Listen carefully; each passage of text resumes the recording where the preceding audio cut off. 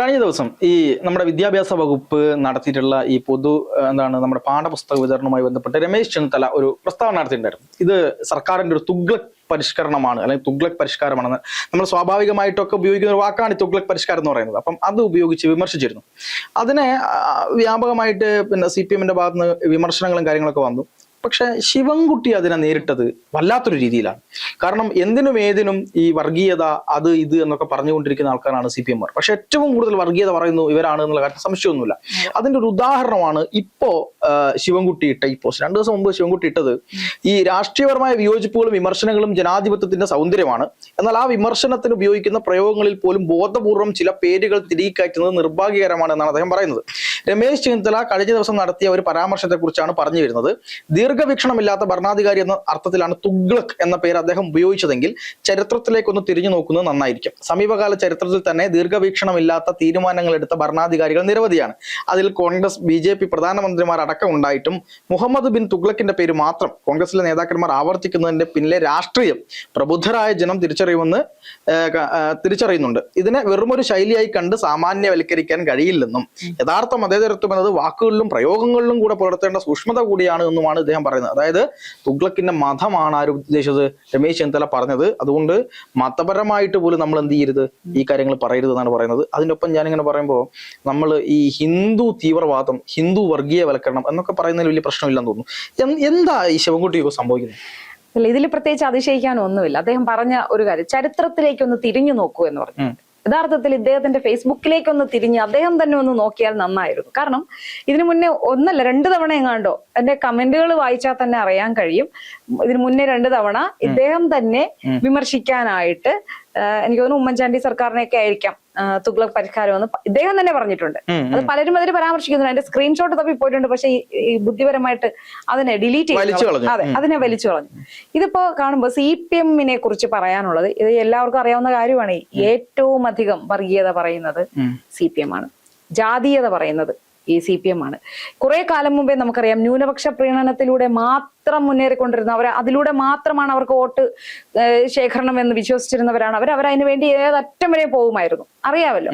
ഇപ്പോ അവര് തിരിച്ച് ജമാഅത്തെ ഇസ്ലാമിക്കെതിരെയൊക്കെ അവർ ഒരു സൈഡിൽ കൂടെ പറയുന്നുണ്ട്. പക്ഷെ പഴയ ചരിത്രമൊന്നും ഇവിടെ ആരും മറന്നിട്ടില്ല എന്നുള്ളത് പലരും പരസ്യമായി തന്നെ അതിനെതിരെ പ്രതികരിക്കുന്നുമുണ്ട്. അല്ല, ജമാഅത്തെ ഇസ്ലാം ഇപ്പൊ CPM-ന് പിന്തുണയ്ക്കുകയാണെങ്കിൽ അതെ, വിശുദ്ധരാകും.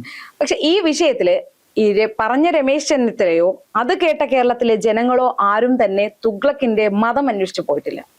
മതം തിരഞ്ഞത് ആരാണ്? ശിവൻകുട്ടി. ഈ ശിവൻകുട്ടി ഇവിടുത്തെ ആരാണ്? വിദ്യാഭ്യാസ വകുപ്പ് മന്ത്രിയാണ്. CPM-ന്റെ, അതായത് CPM-ന്റെ ഒരു പ്രതിനിധി തന്നെയാണ് അദ്ദേഹം. CPM-ന്റെ മൊത്തത്തിലുള്ള ഒരു ചിത്രം ഇവിടെ വ്യക്തമാവും. വിദ്യാഭ്യാസ മന്ത്രിയാണെന്ന് ആലോചിക്കണം. വരുന്ന തലമുറയെ വാർത്തെടുക്കുന്നതാണ് വിദ്യാഭ്യാസ വകുപ്പിന്റെ ജോലി എന്ന് പറയുന്നത്.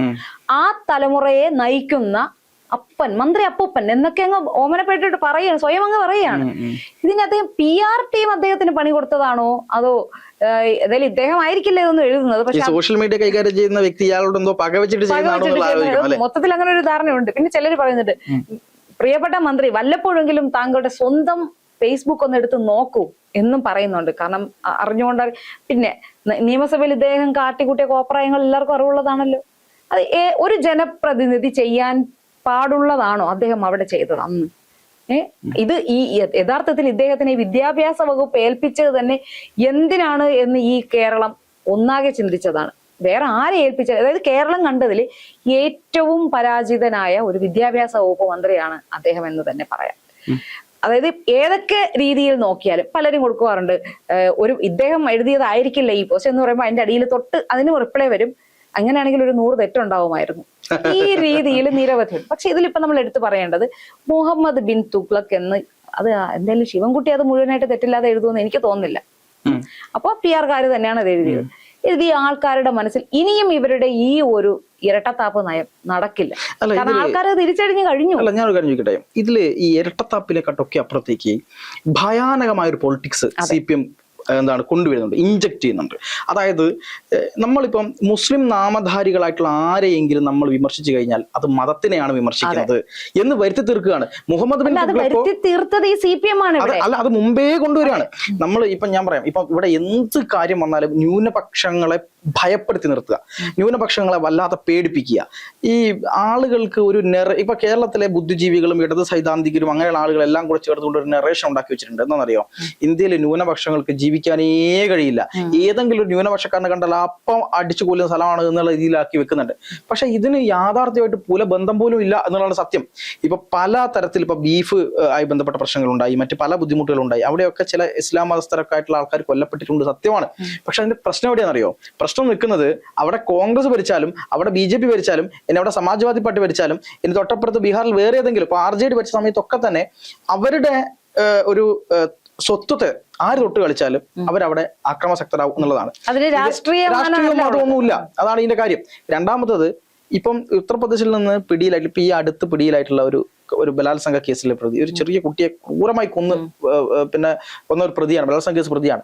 ആ പ്രതി ഒരു മുസ്ലിം നാമധാരിയായിരുന്നു. അപ്പൊ നമ്മൾ ആരെങ്കിലും പറഞ്ഞോ മുസ്ലിം മതങ്ങൾക്ക് ഇതാണ് പരിപാടി, അല്ലെങ്കിൽ ഇയാൾ മുസ്ലിം മതം ആയതുകൊണ്ട് ഇങ്ങനെയാണ്? അല്ല, അയാളുടെ മതം നോക്കാതെയാണ് അവിടെ ഇത് കൊടുത്തത്. ഇപ്പൊ ഇവിടെ കേരളത്തിൽ എത്രയോ മുസ്ലിങ്ങളെ അറസ്റ്റ് ചെയ്യുന്നില്ലേ?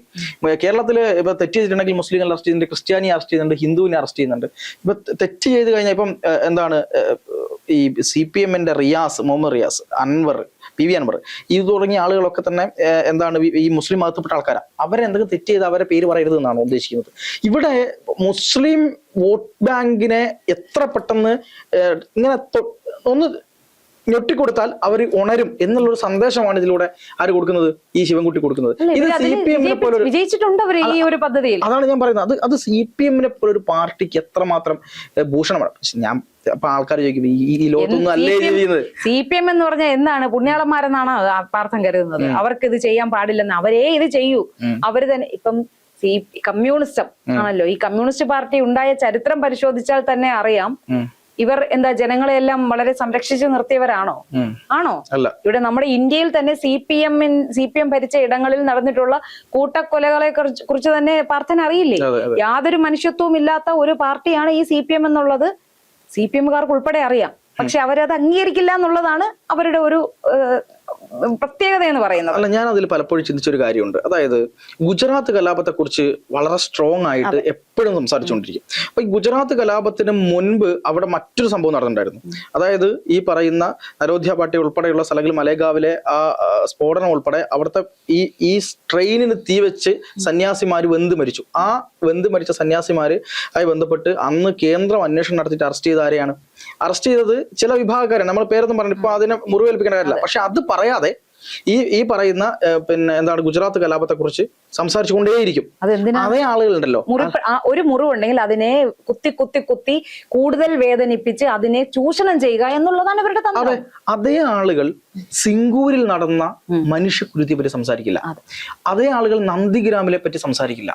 അതേ ആളുകൾ ഈ പറയുന്ന സെയിൻബാരി കൊലപാതകത്തെ കുറിച്ച് സംസാരിക്കില്ല. അതേ ആളുകൾ മരിച്ചാബിയെ കുറിച്ച് സംസാരിക്കില്ല. ഞാൻ പറയട്ടെ, ഈ ഗുജറാത്ത് കലാപമോ ഇന്ത്യയിലെ മൊത്തം കലാപങ്ങളോ എടുത്താൽ അതിനേക്കാൾ അത് മൊത്തം കൂട്ടിവെച്ചാലും ഇല്ലാത്ത തരത്തിലേക്ക് ബംഗാളിൽ മാത്രം CPM ആളുകളെ കൊന്നു തള്ളിയിട്ടുണ്ട്. അതത് ഞാൻ സത്യത്തിൽ ഒരു CPM-മാരായിരുന്ന ആളായിരുന്നു. പക്ഷെ എനിക്ക് ആ സമയത്ത് അറിയില്ല. പക്ഷെ ഞാൻ ഇപ്പൊ ചരിത്രം പഠിച്ചപ്പോഴാണ് മനസ്സിലാകുന്നത് ഈ സിംഗൂരിൽ കൊല്ലപ്പെട്ട ആളുകളും ഈ നന്ദിഗ്രാമിൽ കൊല്ലപ്പെട്ട ആളുകളും ഈ സെയിൻബാരി കൂട്ട പോലെ അത് ഭയാനകമാണ്. പക്ഷെ അത് ക്രൂരതയാണ്. മരിച്ചാപ്പിയിൽ 10,000 മുകളിൽ ആളുകൾ ഒരു ദ്വീപിലിട്ട് ദളിതരെ കൊന്നു കളഞ്ഞു. അങ്ങനെ കൊല്ലുന്ന ഒരു പാർട്ടി അതിനെപ്പറ്റി സംസാരിക്കുന്നില്ല. ഇവര് വാദിക്കുന്നത് എന്താ? ഇവർ ദളിതർക്ക് വേണ്ടിയിട്ടും തൊഴിലാളികൾക്ക് വേണ്ടിയിട്ടും പാവപ്പെട്ടവർക്ക് വേണ്ടി നിലകൊള്ളുന്ന പാർട്ടി എന്നല്ലേ ഇവർ സ്വയം വാദിക്കുന്നത്. അതാണ് എവിടെയാണ് ഇവർ അങ്ങനെ അതിനു വേണ്ടി നിൽക്കുന്നത്? അല്ല, ഇവിടത്തെ ദളിത് ചിന്തകർക്ക്, ഇവിടത്തെ പൊതു രാഷ്ട്രീയത്തിൽപ്പെട്ട ആൾക്കാർക്ക്, ഇവിടത്തെ ഇടത് സൈദ്ധാന്തികർക്കൊന്നും തന്നെ ഈ ദളിതരെ കൊന്നു തള്ളിയ CPM-ന്റെ ഒരു കാര്യം ചർച്ച ചെയ്യാൻ ഭയമാണ്. ഇപ്പോഴും അവർ RSS-നെ പറ്റിയും ഇനി കോൺഗ്രസ് ഉൾപ്പെടെയുള്ള ആൾക്കായിക്കോട്ടെ, ഈ കോൺഗ്രസ് എന്തെങ്കിലും ചെയ്താൽ അവരെ പറ്റി ഒരു കുറ്റം പറയും. പക്ഷെ ഇത് പറയില്ല. പക്ഷെ അവർക്ക് ഒരു ഏകാധിപത്യ ഭരണം കിട്ടി എല്ലാ സ്ഥലത്തും അവർ നടപ്പിലാക്കിയത് ക്രൂരതയാണ്. എന്തുകൊണ്ടാണ് ത്രിപുര ഇങ്ങനെ മറഞ്ഞു പോയത്? ത്രിപുരയിൽ ഇപ്പൊ നടക്കുന്ന വികസനം എന്താണെന്നറിയോ? അവിടുത്തെ CPM-കാർ കൂട്ടത്തോടെ വിട്ടു. പാർട്ടി ഓഫീസുകൾ മൊത്തം BJP കൊണ്ടുപോയി. അത് ഇവിടെ വാർത്തയാക്കുന്നില്ല. കഴിഞ്ഞ ദിവസം ഇന്ത്യൻ ഓഫീസർ വന്നൊരു വാർത്തയുണ്ട്. BJP ഇവിടെ ഒരു പ്രദേശത്തെ മുഴുവൻ CPM ഓഫീസുകളും ഒരുമിച്ച് BJP-യുടെ ഓഫീസുകളാക്കി അതായത് ആക്കി എന്നല്ലാതെ ആ പാർട്ടിക്കാർ മൊത്തം BJP-യിലോട്ട് പോയി.